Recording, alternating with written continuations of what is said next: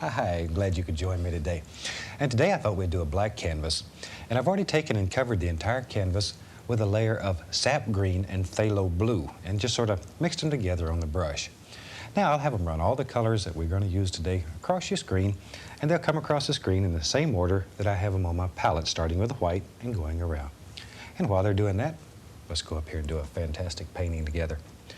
And as I say, this is sap green and phthalo blue covered over a black canvas. And we make this canvas black using a flat black acrylic, paint the canvas, let it dry, and then we put the color on top of it. Now we don't allow the color to dry. The sap green and Prussian blue are very wet. I put them on just a second ago. Okay, let's go right into some titanium white. We'll start out here and just load the bristles full. A lot of paint. A lot of paint. Maybe we'll do a little bubbling stream today. That's always fun, and this is a fun little painting. Let's go right up to the canvas, and maybe there's a light source right there. Just pick out a little spot and start making little crisscross, little X strokes, and blend outward. Here, just let it go, have fun. There. But you can see how when you apply a little white, all these beautiful colors just happen. These black canvases are so exciting. They're a lot of fun to do. A lot of fun. Now, I don't want to have all this real even. I want to just have spots here and there, and I don't want to kill all the dark in places. I want to add a little more white and go right back here. I want this to be the lightest area. And get progressively darker from there on. Okay, got a little hair there, so we'll take him off. And just blend it out. If you happen to get a hair, just use a corner of your brush and blend it away. Okay. Very lightly, just barely touching the canvas here. And that'll give us a little light source back here. Sap green, phthalo blue. Okay, I'll wash the brush. And we wash our brushes with odorless paint thinner. Never do I use turpentine. Turpentine smells bad, number one. It leaves a residue in your brushes that you need to get out with soap and water. And I don't recommend that you wash these natural bristle brushes with soap and water. Okay, today I think we'll take a 1-inch brush. I'm gonna put a little paint thinner into the bristles, and let's go right into a little cad yellow. Grab a little sap green and throw in there. And I'm just gonna load some paint into the bristles. Let's go up here to the canvas. And maybe, there's just some little indications of we don't want definite shapes here. I just want background foliage. So just touch here and there. And we'll sort of vary back. I'll begin going into maybe a little yellow ochre, a little Indian yellow, just here and there. All we want is just some background foliage. Most of this is going to be covered up. But in case some of it shows through, it'll look like trees way back in the distance. So we're not worried about a great deal of shape, form. Just some little things happening. Maybe. Right here, maybe there's a little light playing through. And you can see some little leaves here and there, wherever you want them. There. Okay. Let's go back into a little bit of Indian yellow. Just put some little indications here and there. And I'm using just the corner of the brush and just barely touching, letting the brush sort of bend downward just a little bit. Not a lot of pressure, a little pressure. There we go. Okay, maybe. Yep, right there. There's going to be another one. And just sort of let these things just come out of your imagination. No set pattern here. Just want these to be dark background trees. As I said earlier, most of them will, before it's over with, we'll probably cover them up. There'll be very little showing. But just in case, looks like there's trees way far back. We're deep in the woods. Deep in the woods. And that's where I'd like to live. A little bit of dark here and there, just to set all that down. Not easy. We've got all kind of little background indications, no definite shapes, just indications. Okay. Now, I'm going to take a little Van Dyke brown. I'll put a touch of white with it. Maybe a little, teeniest little bit of yellow ochre. So I've got yellow ochre, titanium white, little Van Dyke brown. Let's go up to the canvas here, and let's just drop in a few little indications of some little tree trunks happening here and there. We're not looking for detail. Still not looking for detail. Just some little indications that we can see. Already it looks like trees back here, and you really haven't done hardly a thing. Just to make some little indications. We'll worry about detail when we get a little further along in the painting. Because when things are far away, you can't see all this detail. As they get closer to you, then you make out more detail. You can count leaves. Back here, you can't. Okay, I'm going to take a little bit of the titanium white, and let's just put a little highlight on some of these here and there so it looks like a little light shining through the woods. And little spots where the light comes through. Let's go over here, right there. Tap a little. Okay. Isn't that easy? That easy. We've got just something that gives us an idea of a nice little soft background. Okay, let's go use the same old brush. I'm going to go right into a little bit of the cad yellow, Indian yellow, yellow ochre. Just mix them on the brush. Maybe even a little sap green. And all I'm doing is just tapping, tap, like so. Let's go up to the canvas. Maybe there's a little happy hill, and it lives right here. Just barely touch the canvas. Maybe it just wanders right on out. Okay, comes right down. There it is. There it is. Okay. And I'm once again just going back and forth between all the yellows and the greens. Now the color underneath, if you touch yellow to it, automatically it'll turn green because it has sap green and phthalo blue. So when you touch yellow to either one of those, you get all different shades of green. Very pretty. Let the canvas do the work. Maybe there's another little hill. Maybe it comes down. There it is. There it is. You knew it was there.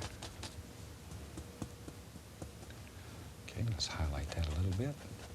You can make these little hills just so soft, however soft you want them. It's your world. So you decide. There we go. Maybe it comes right on out here. Barely touching. Okay, now we said earlier we'd do a little happy stream in here, so we're going to have to start making some decisions. Where is our little stream? Where's your little stream? Where is it going to be? Where is it going to be? Let's take a fan brush, and I'm going to take a little magic white, mix it with some titanium white. So I got magic white and titanium white. I put the magic white in there to thin it, just a small amount. Thin paint sticks to a thick paint. Let's go right up here, and let's decide maybe there's our stream. Comes right out through here, and we push, bend, make some little foamy things. Maybe yep, just gonna come right here and just drop over. Just drop it over. Let it hit and splash. Push that fan brush so it bends upward, and then rub it. Anything you don't want, you can just rub it out. No big deal. And make the impression of water. Don't kill all your dark areas. Don't paint it all bright white. You do this rubbing to pick up some of that undercolor. You don't want it to be just white. It won't look right. Because the water reflects the color under it and around it and above it and below it, whatever. So it's very rare that you have pure white water. And you can create all these little... You have to make a decision. How How fast is your little stream? How much current's in it? Is it hitting rocks and stones? All of these things. You have to make these decisions because this is your world. Your world. There we go. Yeah, if I'm not careful, I'll get carried away and we'll just have a whole canvas full of stream and we want to show some other things. I love to do these little streams like this. A lot of fun. Of course, I'm an absolute fanatic for water. I love water. It's beautiful. Now, a lot of times you have little stones underneath the water that you might not be able to see them, but they're there and they affect the water. The water hits them and bubbles over them. Maybe it comes in both directions. Who knows? Who knows? But stone under there that causes that water to do that. See? And you can make that effect just by pulling with a fan brush. It looks like that water surging over a stone that's underneath it. See, it's a lot of fun. Just play with it, experiment, and you can make as many of those as you want. Maybe there's another one right there. We don't know how many stones are under there. Say there's another one here. Okay. If you want another one there, then just drop it in wherever. And it makes your water much more interesting. Okay, as I say, I'll get carried away here and cover up the whole canvas with water. So let's put in some more little soft grassy areas and maybe they come right down like here. And you don't care if it gets in the water. You just take your fan brush and rub it a little bit and they go away. It just becomes part of the water. Now, if you really want to show some light striking through here, I add a little titanium white. Same color. We're just changing the value, the intensity of the color. See, makes it look like a little bright spot there, maybe where a little sunlight's hitting. But it's the same color. You have not changed the color. And maybe it strikes a little bit right here also. Don't want to just hit on one side of the stream. Maybe the light's hitting here also. There. Okay, that shows you how to do that. Let's get a little more sap green, a little yellow, and let's just drop these areas right in. Like so. There we go. Maybe. Comes right there. That's what's so fantastic about painting like this. You don't have any preset notions of what you're going to do or tracings that you have to follow. You have freedom here. Freedom. Maybe that's what attracted me so much to this technique, was the freedom. There's no restraints. Only guide is your heart. You let it take you wherever you want to go. And right in the middle of these paintings, you can change them. Oh my gosh, whatever you want, it's here. Okay, I'm going to go back to my fan brush with a little white on it. And we'll clean up some of these little edges here. Now, when you're bending this fan brush, try both sides of it. You'll find that it bends better on one side than it does the other. One side will, a lot of times it just gives you smiley faces or smiley frowns, whatever. If that happens, turn your brush over and use the other side. Check it and see if it does not work better. Usually, on most brushes, you'll find that one side always seems to work better than the other. So try both sides of your fan brush. They're some of the most unique and individualized brushes there are. But they'll do unbelievable things for you once you make friends with them. Okay? I'll add a little more green. There we go. Let's go right in here. Put a little bit of that good dark color. I don't want to lose all this darkness right here. Maybe this little stream, we'll just let it go off the canvas over there. And I'll come back over on this side.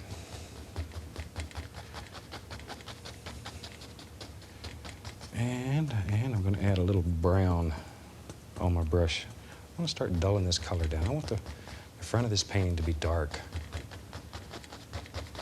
And you can add brown or you can just keep tapping here and it'll pick up the blue and green underneath and automatically it'll get darker. Automatically.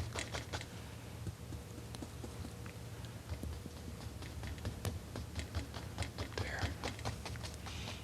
Okay, let's take our fan brush again. See, I told you this was going to be a fun little painting. This is one that we enjoy. And I know that you will.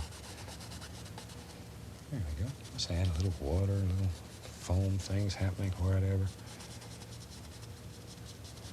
Don't lose all your dark in the water either. And this water's hitting and churning and just all kinds of beautiful little things. There it is. They're happening. Just let them go. Let them go. Sort of let your hand go. It'll take you where you have to go. Don't have to always make all the decisions with your mind. Just let them happen. Let them happen and learn to use what happens. That's when the fun starts. That's when the fun starts.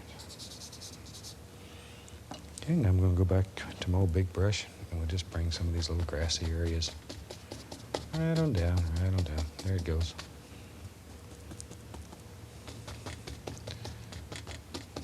And a little more. We're almost to the point we got a painting that you could probably stop here and have a pretty nice painting. But we'll play a little more. We got a little more time, so we'll play and have fun.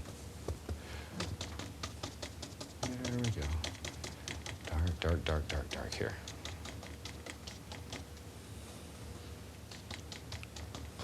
Okay.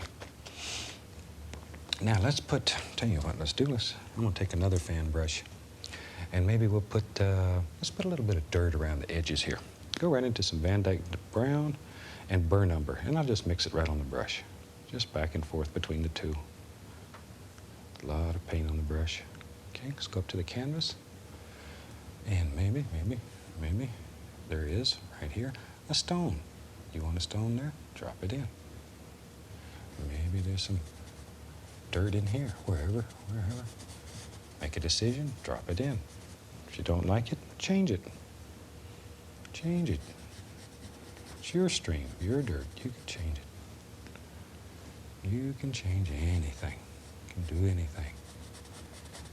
Anything. Just relax, enjoy, have fun. Okay, maybe right over here. I'll show a little more dirt over in here.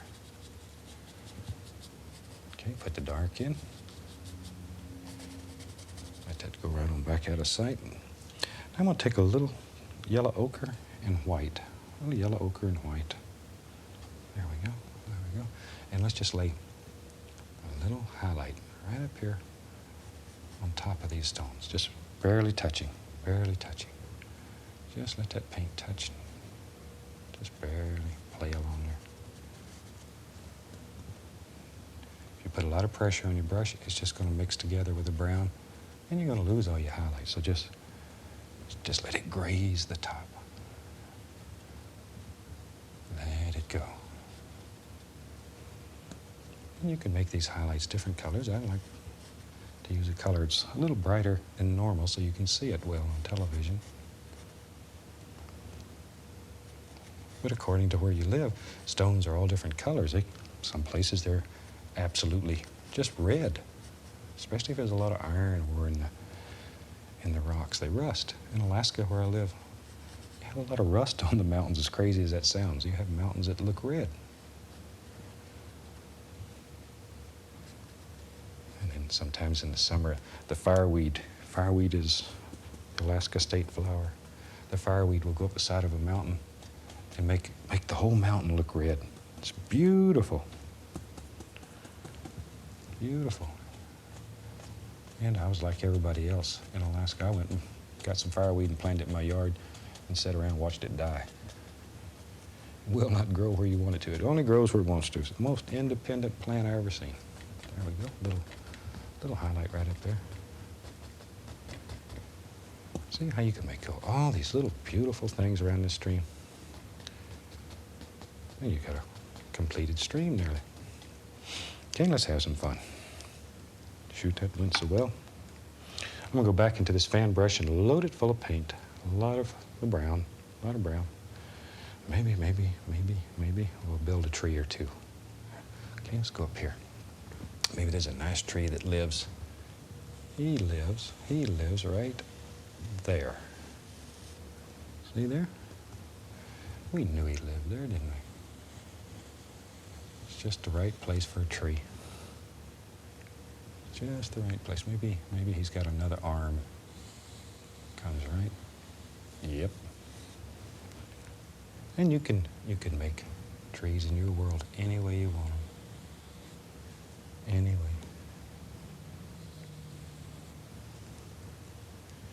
There we go. And little sticks. And use a liner brush and make some more detailed things later on. Okay, let's go to the other side over here. Maybe there's a nice tree who lives. Where does he live? He lives there. He lives there, wherever. Just make him come on down a little further. Isn't that fantastic? You can move a tree that easy. You can pull him forward, push him back, make him strong, make him weak, tall, short. Just however. There we go. It gives him a few little branches here and there. Okay, let's take and we'll put some color on there. Tell you what I'm going to do first. I'm going to use a liner brush, a little brown, a little white, and let's highlight a little bit. Just want to show you a little highlight on this trunk here. Just so it stands out a little more. It's just brown and white. A little paint thinner to thin it. Just lay a little highlight on that tree. And you could do this with a fan brush. Let's go with this other one here. And very quickly, just drop in some indications back here where the light's playing through and hitting the old tree trunk, making it shine. I'm going to go into some sap green with a 1-inch brush. Just plain old sap green. Just to get some dark color up here. I'm just using the corner of the brush. And all we're looking for here is just some basic shapes. Just some basic shapes. Just drop them in. And you got to decide how big this tree is, how strong it is. Was it a good year? Was it a bad year? A lot of water, a lot of rain, no rain. See, all these decisions you have to make. You have absolutely unlimited power on this canvas. Maybe that's one reason that painting appeals to me so much. It's the only place I got any power. I go home, boy, my wife doesn't give me any power. When she sees this, she's gonna kill me too, huh? Okay, I'm going into a little yellow, a little green. Let's go up here and put a few highlights right up here on this dart. There we go. Barely touching. Barely touching.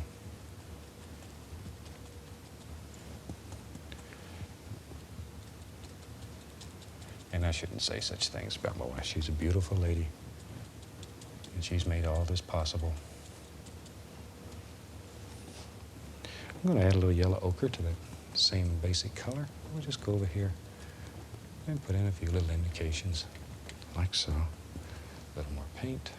Drop it right in. And just sort of look at your tree and decide where light's striking it and where you want the highlights to be. Okay. Maybe with the big brush, we'll take and just clean up his little foots here a little tiny bit. Let's go over here and I'll clean this one up a little. Maybe.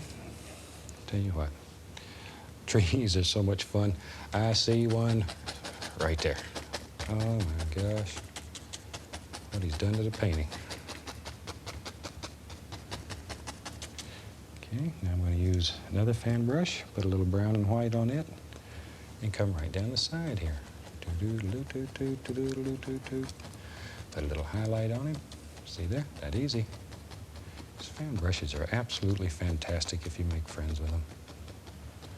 They are fantastic. Maybe we'll put a little more foot out here. Okay, we'll just make a branch or two right here with the old fan brush, and it'll come. Maybe there's one hanging down like this. Wherever you want them. Wherever you want them. Maybe there's one that goes right on off the side over here, and one coming through. Let's put some more little arms on this branch, just wherever you want them.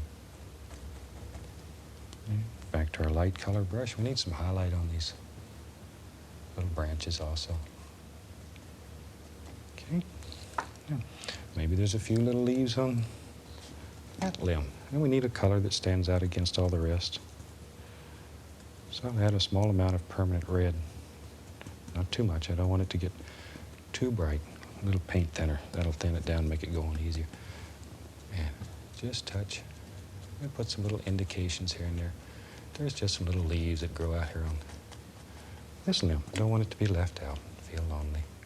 And you can put as many or as few as you want in your world. Let them just sort of play around, like so. There they go. And I think we've about got a finished painting, wasn't it? It's a lot of fun. This is one I think you'll enjoy. And you'd never believe from looking at it that you had started with a black canvas and all this had happened. So I'm going to take a little thin oil, a little permanent red. We'll sign this one, call it finished. And I really, really hope you enjoyed it. I look forward to seeing you next week. Have your canvas set up, paints, glass iced tea, almighty easel, and I'll see you then. Happy painting.